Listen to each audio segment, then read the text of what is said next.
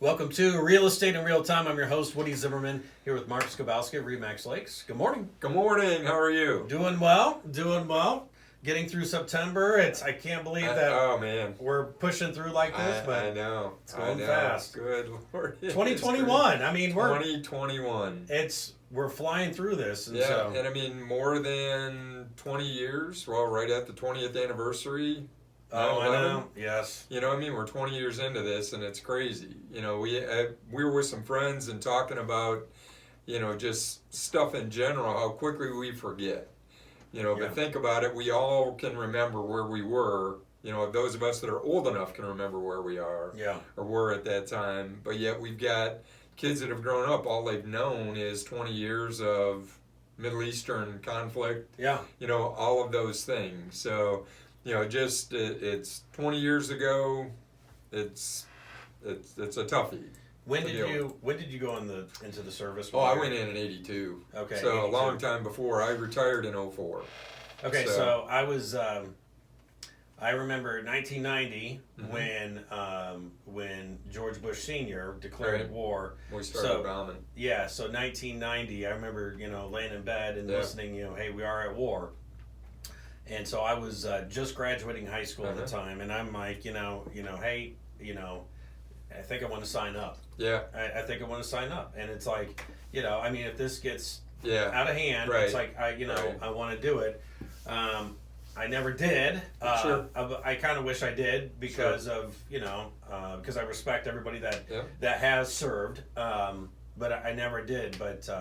But I remember that day, vividly. Yeah. And then, of course, 9/11. 9/11, and with today being that day, it's something we ought to think about. Everybody just take pause and remember, the country we're in, why we are who we say we are. Even with all the chaos and turmoil that's going on today in society, politically, whatever, just remember we're Americans. Yeah. So I wanted to throw that out there. No, Americans first. Yeah, absolutely. Yeah. Americans first. So buying a home doesn't seem like that big a thing when you think of that grand scope, but for many people it is a really important piece. So, today thought we'd kind of talk about, mortgages, different types of mortgages, beyond the process, what kind of paperwork you need for that. And we still get that question today. A lot of people think they need 20% down payment in order to buy a house. Okay. There are multiple programs out there for buyers in order to purchase. Of course, cash. That's always a good one, to have cash, but not everybody has that. But there are programs out there that will fit every need. And you do not have to have 20% down payment in order to buy. Now, am I saying, hey, if you can do 20%, don't, and use one of the other programs? No, I'm not. Because with conventional financing or 20% down, you avoid PMI, mortgage insurance. So it's an additional cost as you go on. So if you've got 20% down for a house, you can minimize your costs down the road as far as PMI out of your monthly mortgage payment. So conventional financing, but there have been modifications to conventional financing. You can do conventional financing with as little as 5% down. There are some programs that are 3% down. And at one time we had a 1% down conventional program. Wow. Which I've not seen any of those. So when I'm saying conventional financing, what does that mean? The requirements for underwriting are a little bit different than requirements for FHA financing or USDA financing or VA financing. The underwriting requirements are a little bit different. So you can, in fact, purchase a home without having 20% down. You're going to want to talk to a lender and determine what's the best program for you. What's the best type of financing? So conventional 20% down, 5% down conventional brings with it, there is PMI attached with that. Right. PMI is mortgage insurance that you are paying. It doesn't go towards principal or anything. It's insurance to make sure that the bank's comfortable loaning you the money that you're going to pay it back. But when you get to that 20% down, I believe that's when that PMI goes away. Actually, right now it is at 25%. Okay. They are required to take it off. At 20%, you could call and say, or email, or whatever their process is, Okay. hey, can you remove the PMI?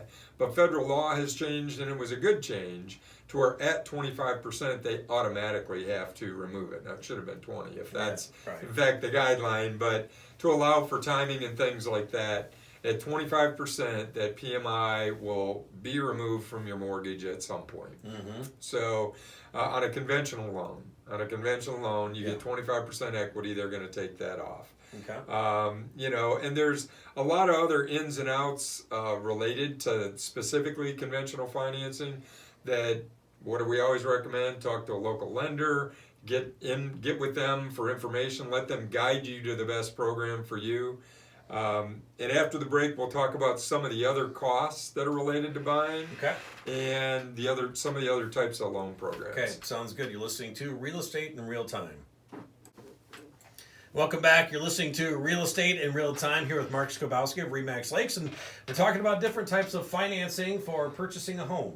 Yeah, so of course, cash is great. Oh, yeah. Conventional financing we talked about just before the break, but there are other types of programs, and you know there's so many things that go into it. I don't pretend to be an expert for why and who and what. Mm-hmm. That's why, you know, first thing I'm talking to a buyer, hey, have you been pre-approved? No, I haven't. Well, you need to talk to a loan officer so we can find not only the amount that you're approved for, but what type of financing you're approved for. Okay. Because sometimes, and foreclosures are probably the most glaring example of that, you cannot purchase a foreclosure property with FHA financing or USDA financing. And it's not because you can't, it's because the condition of the house generally is not such that it will meet the underwriting requirements, that it'll pass the appraisal.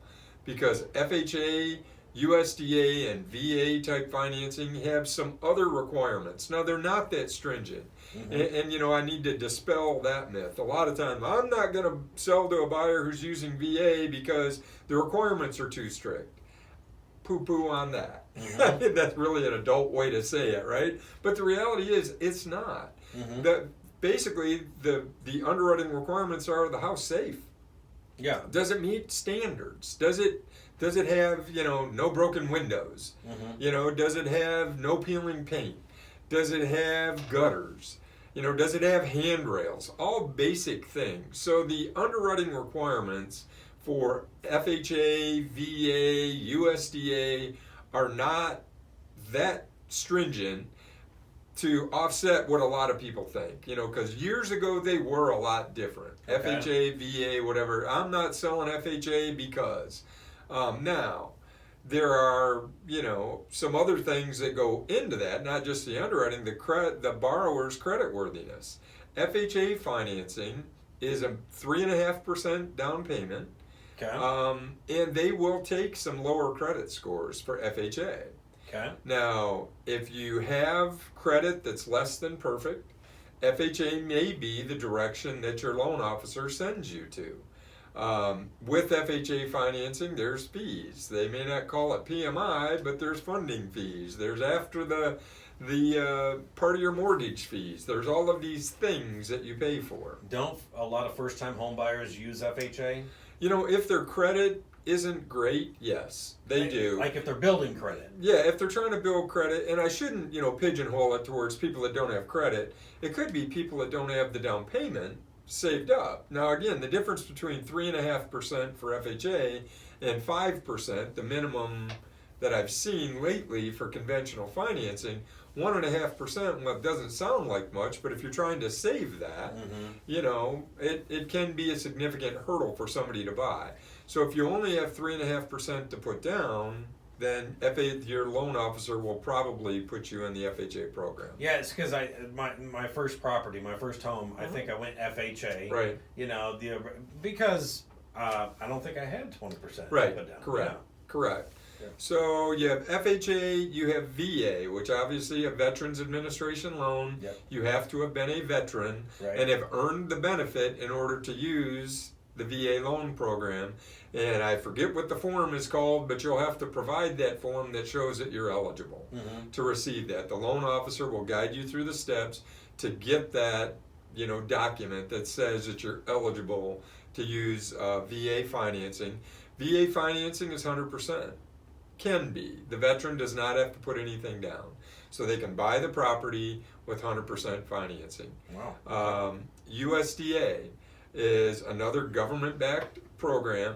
It's the U.S. Department of Agriculture, even though every property in Kosciuszko County qualifies for USDA financing. Okay. I have to say there are income limits on it. So when I say every property, you're not going to buy a $5 million Wawasee property with a USDA loan. Yeah. Because while it's in the location that would qualify, your income to buy a $5 million property, 100% financing, is going to be way above what the limits are for USDA financing. Sure. So, those are the biggies: conventional, USDA, VA, and FHA financing.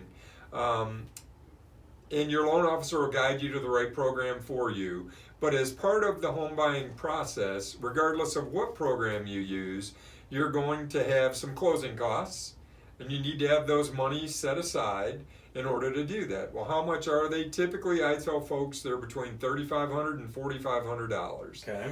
Now, that's for the average home.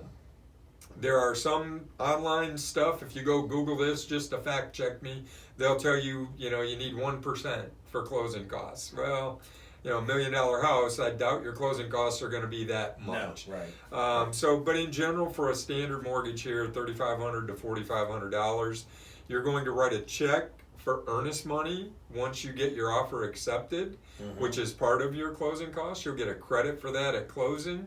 You're going to pay for an appraisal up front. You're going to pay for inspections. Inspections can be as much as $1,500 depending on what you're buying, what type of loan program you're using. So bottom line, you need some cash reserves in order to buy a house. So if you do nothing else, start there. Start with saving dollars so that you've got the money to not only submit earnest funds when you get an accepted offer, but you're saving towards having the closing costs so you can close the transaction. You see, I think a lot of people, like for first-time home buyers, they get nervous because it's like, I have to have like all this money in the bank. Right. But they're thinking about their 20% and the cost for inspections and stuff. Correct. But it doesn't have to be that way. Like you said, you just named off multiple ways that you can avoid the 20%. Yes, there are. There are definitely programs out there that you can use to avoid having to put 20% down and still purchase a property. Now, again, talk to your loan officer. Every situation is different. Every buyer is different. Let them guide you through that process. Yeah, and they most certainly will, because they're going to have all the stuff. And they're going to tell you about all the forms that you need to bring do. as well. So there's a few of those. All right, hey, your contact information? Sure, our website's lakes-realtors.com. Phone numbers 574-834-1233. We do post these out on YouTube. Check us out, Real Estate in Real Time. Yeah, and thank you for the words at the beginning of the show. That you gave me chills.